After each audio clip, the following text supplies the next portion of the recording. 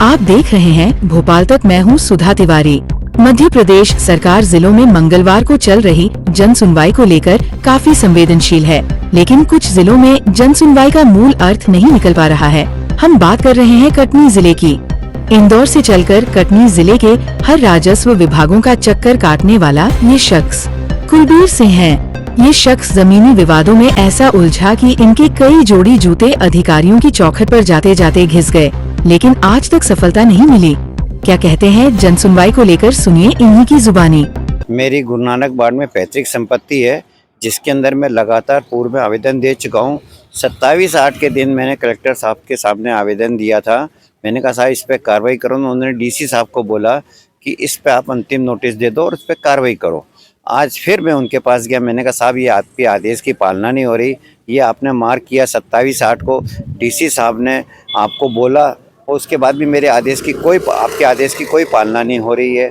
और डीसी साहब आज मौजूद थे, कलेक्टर साहब मौजूद थे। उन्होंने कहा मैं देखकर जांच करवा के कार्रवाई करता हूँ। डीसी साहब उस समय मौके पे उपस्थित थे। डीसी साहब जब पहले उन्होंने मार्क करके दिया था आवेदन, तो भी डीसी साहब पवन अहिरवार मौजूद थे। आज के दिन भी डीसी साहब पवन अहिरवार मौजूद थे। मैं जन सुनवाई के अंदर मैंने ये भी बोला मैं जन सुनवाई में आ रहा हूँ इतने टाइम से, आपकी जन सुनवाई का मतलब बताओ ना। डीसी साहब आपकी सुनते नहीं है, आप कार्रवाई कुछ करते नहीं है, मैं कहाँ जाऊँ।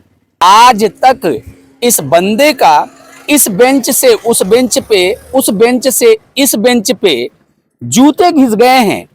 लेकिन अगर मध्य प्रदेश मुख्यमंत्री वस्तुतः जन सुनवाई के, जनता के हित में संवेदनशील हैं, तो ऐसे व्यक्तियों का कम से कम तो निदान होना सुनिश्चित होता है।